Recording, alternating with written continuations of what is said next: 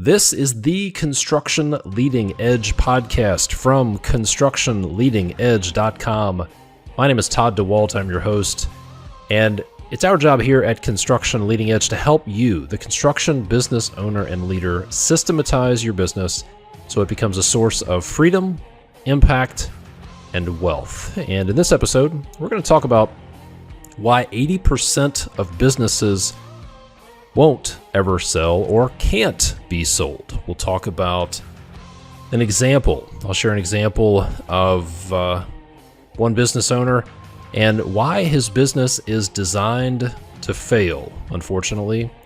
And he figured that out after 30 or 40 years in the business. We'll talk about some specific reasons why businesses are designed to fail, how it's like a hostage situation in a bank robbery in a movie, and some of the problems you want to watch out for, some of the things that may be going on in your business that are making you, that are where you are designed to fail. And then we'll talk about what you can do to fix that problem. I have a few resources I want to share with you before we get into that topic. Here we go. All right, let's talk about why 80% of small businesses, especially construction businesses, won't ever sell, why they can't be sold. Let me tell you this. Back in 2017, some folks on the internet discovered that Apple was using software updates to slow down or throttle the performance of old iPhones, supposedly to improve battery health. Some people had complained that their older phone was so slow that they couldn't use it. It was non-functional. Well, it turned out that they were right. Apple was slowing phones down, and it ended up eventually with a $500 million lawsuit settlement. See, Apple was accused of making your older phones fail so you would buy a new phone. This is when the term planned obsolescence came to the forefront of the tech world. Planned obsolescence is a way of designing a product to become obsolete after a certain amount of time. In other words, the product is designed to fail. Apple designed and intentionally did things to make their older phones fail so people would buy new phones. Other examples of planned obsolescence include inkjet cartridges that you can't refill, electronic devices that you can't replace the battery in some cases, releasing new software updates that won't work with old hardware, and you have to upgrade the hardware. And here's the unfortunate reality. Most small construction businesses have unintentionally planned obsolescence. They have unintentional planned obsolescence. They have been unintentionally designed to fail. And that's why 8 out of 10 construction businesses cannot be sold. They cannot be transitioned. The owner cannot retire from the business, and it's why they have no terminal value. Let's look at an example. I had a conversation with, we'll call him Stan. All right, Stan has been in business for 35 or 40 years. He runs a construction company, and he told me the business is more profitable than it has ever been. He has a talented team in place, making more money than ever, more leads than he can get to. Everything's going great. So what's the problem? Well, the problem is Stan wants to retire because he's in his mid-60s, but he's stuck. He can't get out of his business. He is the victim. He didn't say this, but the reality is he's the victim of planned obsolescence. And here are some of the symptoms that Stan was dealing with. Details were falling through the cracks. Things were getting missed. There were duplicate efforts on his team, multiple people doing the same thing. His team doesn't seem to know who is responsible for what. There's a lack of clarity around roles and responsibilities. Processes weren't documented. Every issue would come to him. There are a lot of issues that came to him that he thought his team should be handling. Hey, Stan, how should we handle this situation? Hey, Stan, have you taken care of this yet? Stan was thinking, that's what I'm paying you for. That's your job. Stan said that his team was in reactive mode about half the time. The business is affecting his health and his home life. He has some health problems, and it was due to stress from the business. And speaking of stress, he told me his team is stressed. His employees are stressed. And he said they are operating at, quote, red line condition. And Stan shared he was looking at a couple of options for getting out of his business, for retiring, but he has some concerns. One option was to retire and retain ownership. But how will he do that? What if, he shared questions and concerns like, what if my project manager, the person I turn the business over to, gets frustrated and quits? Then Stan is right back in the hot seat. He wondered, will my team be able to make decisions without me? Stan wondered, if I step away and I still retain ownership, will I be able to enjoy retirement while wondering what's going on at the office? How are things going to go? And will I have to step back in? Will I have to swing back and forth from retirement to work when the team needs me? The other option he was considering was to sell the business, to be able to sell the business someday. But the reality is he's so involved in the day-to-day that it won't run without him.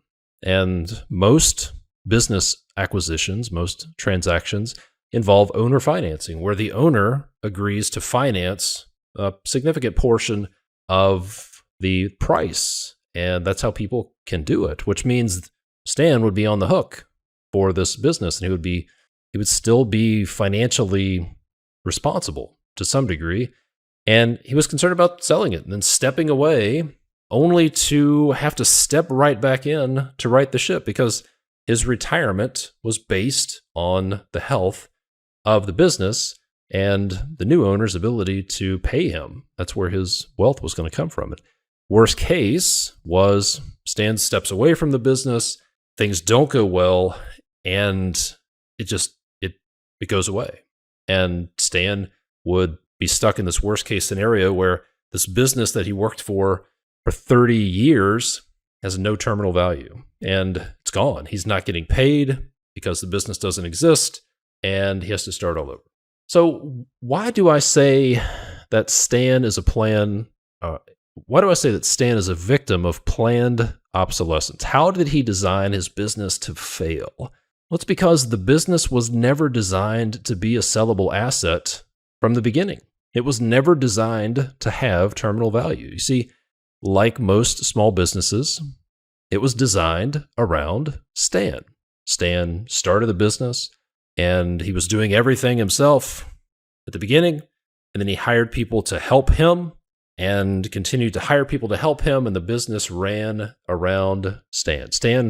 It was really designed with Stan as a big part of the machine, maybe even the engine on the machine. It was designed to fail without him.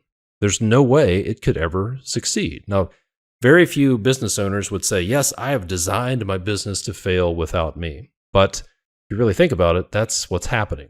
There's no way the business can run without Stan. It's sort of like in the movies. Probably seen a movie where there's a hostage situation in a bank lobby, and there are bad guys with masks on, and they strap a bomb vest on a hostage, and they put a detonator in that hostage's hand, and they say, if you let go of this detonator, everything blows up. Well, that's how Stan's business is. He's a hostage, and he feels like if he lets go of it, he's afraid it's going to blow up. So I'm curious, does that sound familiar to you? Do you feel like if you step away from the business, things are going to blow up? Do you feel like if you let go of the handle a little bit, things are going to blow up? You're not alone. But that could be an indication that you have an issue.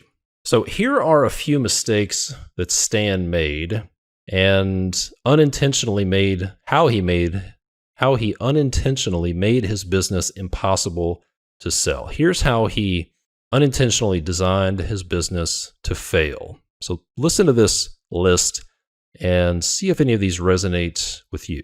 One thing, we'll just go over a few of them. One is that all of the intellectual property is locked away in his head.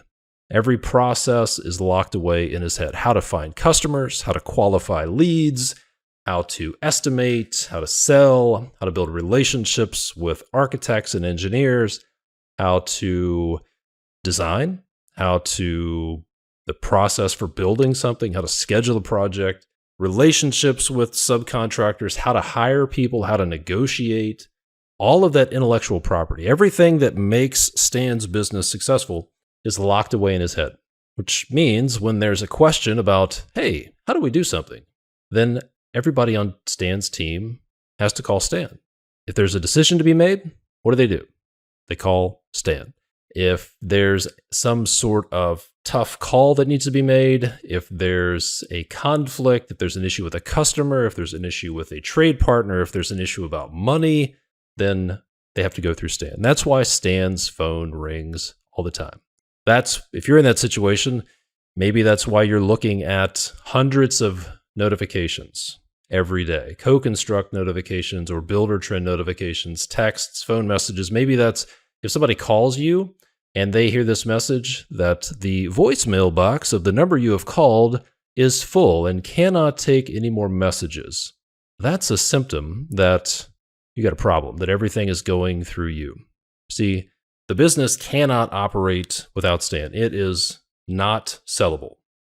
If the business can't operate without Stan, if you extract Stan and the wheels fall off and the business can't run, then it is not sellable because investors want to buy a business. They don't want to buy a glorified job.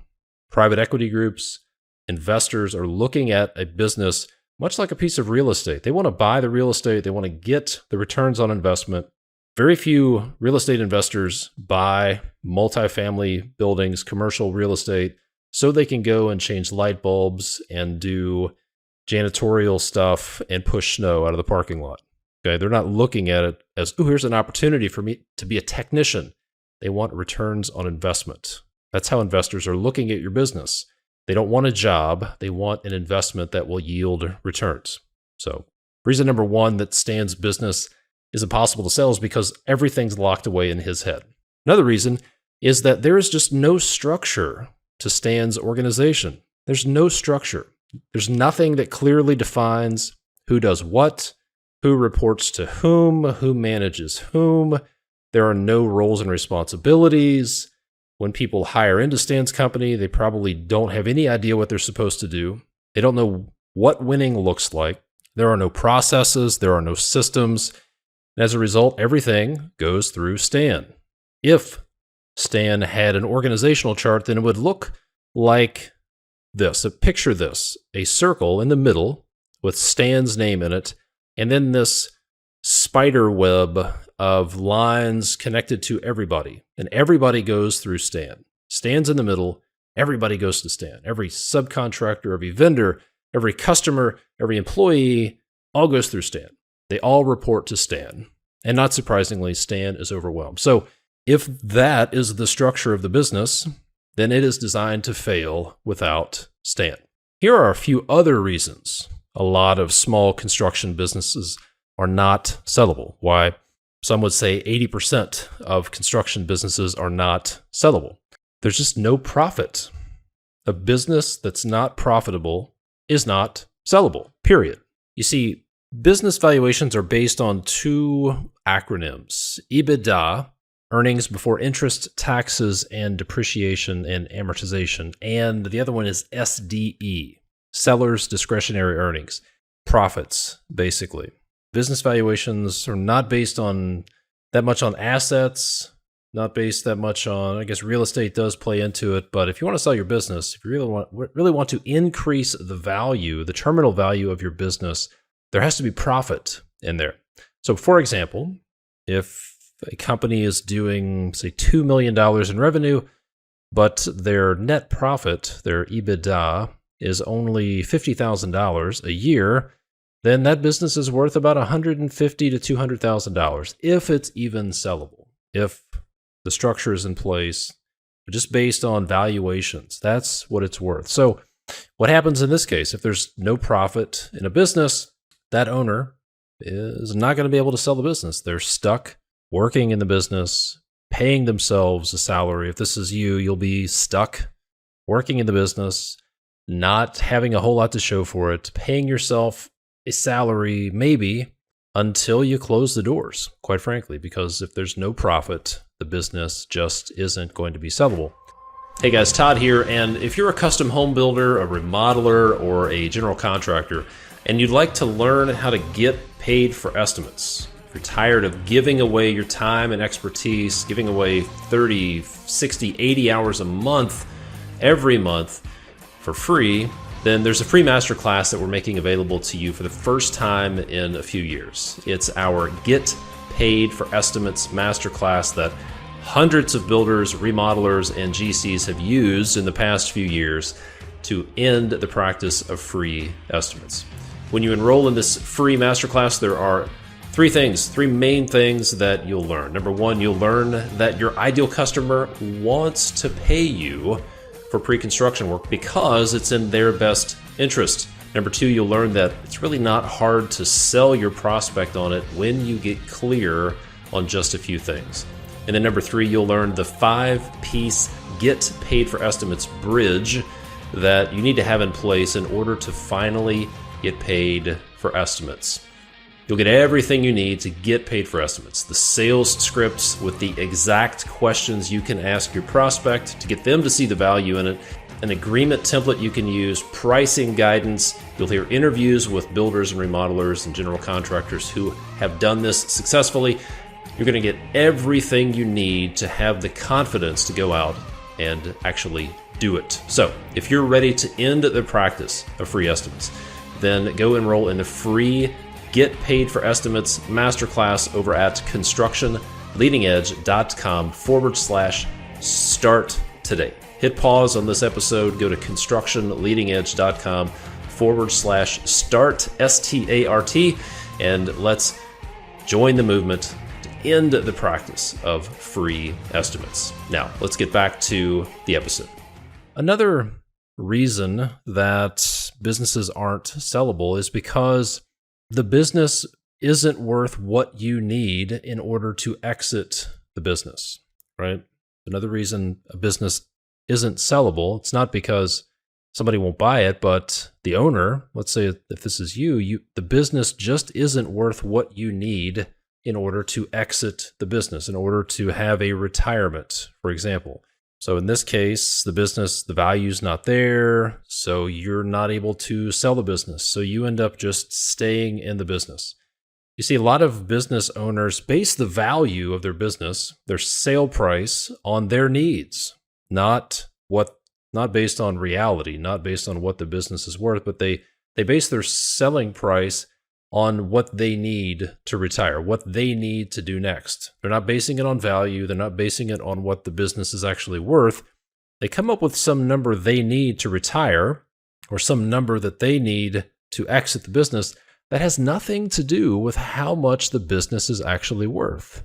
And then in this case, unfortunately, most people in this situation don't innovate. They don't market. So the business just continues to stay flat, maybe goes downward. Maybe they lose good people, lose market share, numbers start to turn downward. And at that point, they have a losing business. And nobody wants to buy it at any price. And typically, in that case, they're forced into selling for pennies on the dollar, selling their assets off, closing their business, maybe even worse, having to file bankruptcy. Here's another reason a business is not sellable. It goes back to this. When you get on a plane, what is one of the first things that the flight attendants explain to you?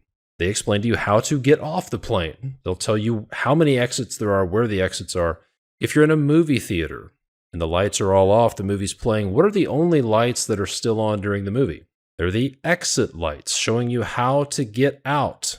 The reason I bring that up is because most businesses are not sellable because there's no exit plan.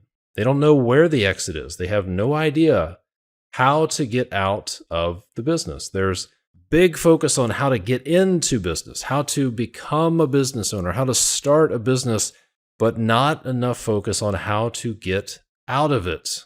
Too many business owners just go along month after month, year after year with no plan, no exit strategy in sight. They are just hoping that things will work out. And I heard somebody say this recently that they're hooked on hopium. They're taking hopium. Hopium is their drug. And let me tell you, hope is not a strategy. So in some cases, they don't have a strategy, so they just bounce from idea to idea. Maybe I'll set up an ESOP. Maybe I'll hold on to it. Maybe I'll sell it to an employee. Maybe I'll sell it to a private equity group. Maybe I'll sell it to a competitor. They just bounce from idea to idea, never making a plan, never picking one or a couple of strategies that they're going to focus on. And the Stoic philosopher Seneca said this, quote, "If a man knows not to which port he sails, no wind is favorable."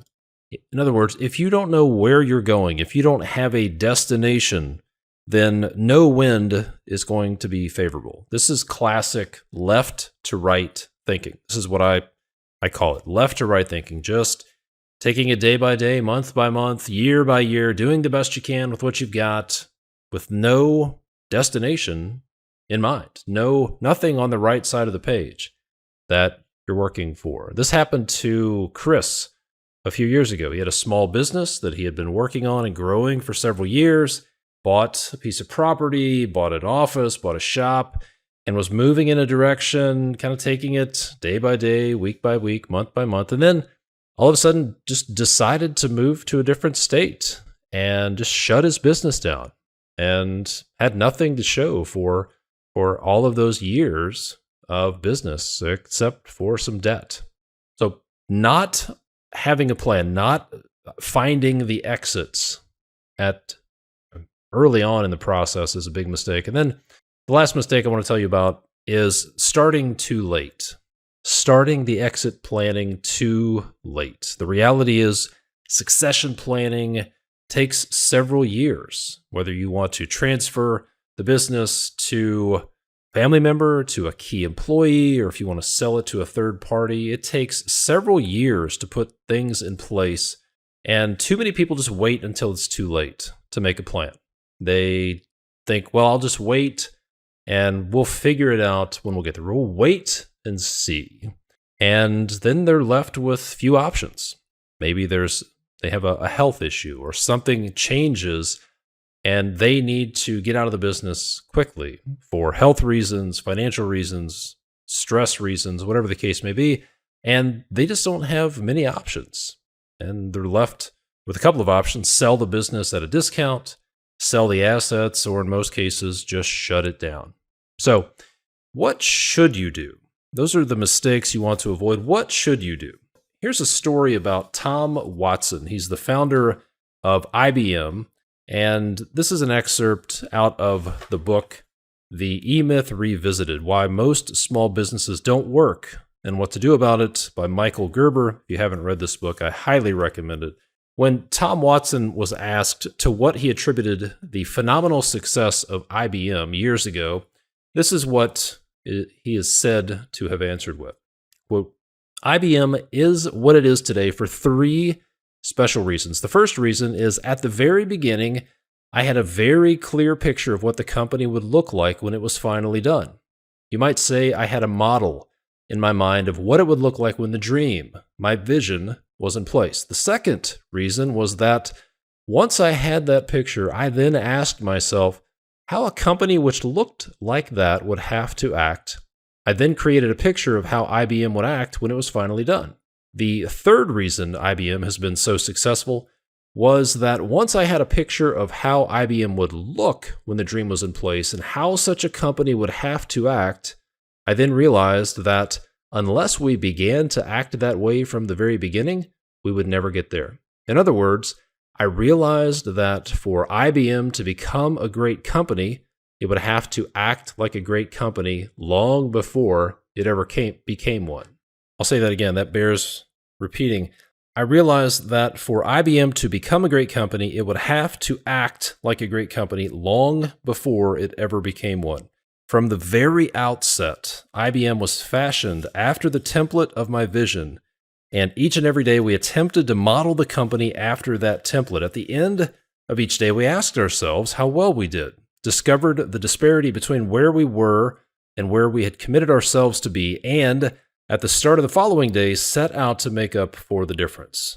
Every day at IBM was a day devoted to business development, not doing business. Every day at IBM was a day devoted to business development, not doing business. We didn't do business at IBM, we built one.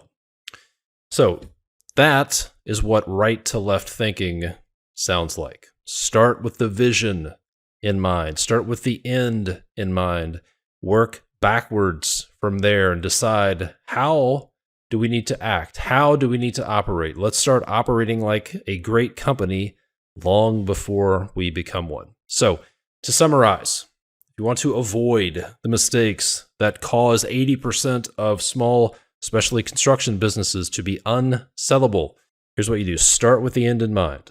Think from right to left. Have a clear picture of what you want the business to look like and design your business to run without you. Don't unintentionally design your business to fail.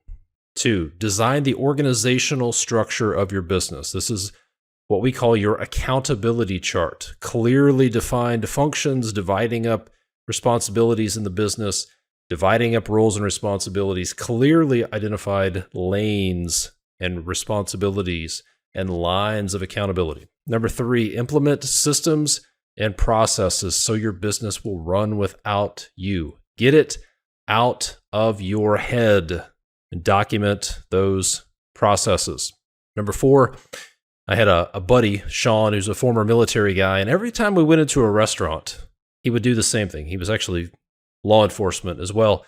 Every time we went into a restaurant, he would do the same thing. He would find the exits. He was always looking for the exits. And if you go somewhere with somebody in law enforcement or former military, they're probably going to find the exits. And you should do the same. See, Sean was looking for options to get out if the situation called for it. And you should do the same. Find your potential exits. Multiple. Find your potential exits. Start developing your exit strategies, your potential exit strategies, not just one, but wouldn't it be great to have multiple options?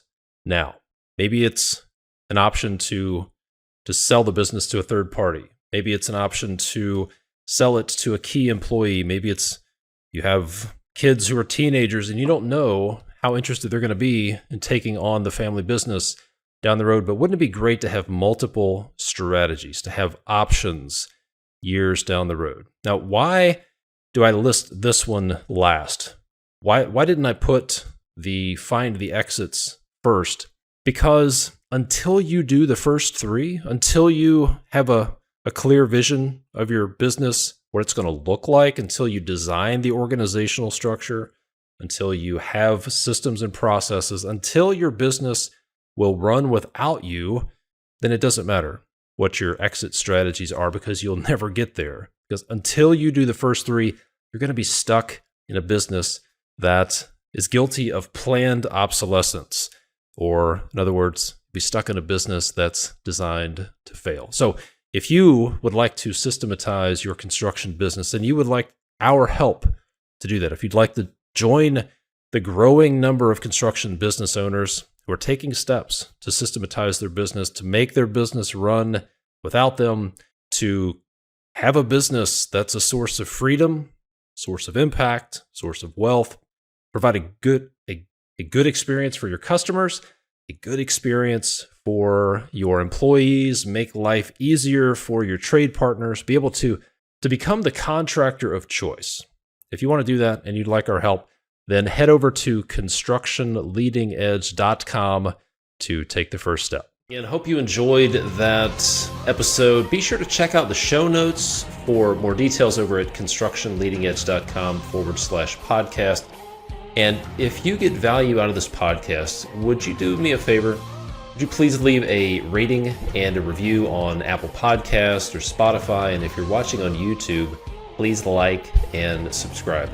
If you own a construction business and you feel stuck, or you feel like you're spending too much time in day-to-day firefighting, maybe dealing with all of the problems, if everything's stuck in your head, or if you just don't feel like you have time or energy to work on your business because you feel like you're stuck working in it, If you want your business to run without you, so you can take a vacation, or maybe to be able to sell your business one day, or if you just frankly want the business to survive if something happens to you, then there are 4 crucial systems that you need to have in place. Number 1, if you're a home builder, remodeler, or a commercial general contractor, you have to get paid for estimates. Those free estimates are killing your bottom line, sucking the life out of you. And you can get all the tools you need to get paid for estimates, the templates, sales scripts, pricing guidance, and let's face it, the confidence that you need. You can get all of that for free right now over at constructionleadingedge.com/start. You'll get the entire Get Paid for Estimates masterclass. Go to constructionleadingedge.com/start. You can get all of that for free. The second crucial system is that you need to design your business for the future. You need to establish the major functions of your business and the results that each function is accountable for. You need to have clearly defined roles and responsibilities.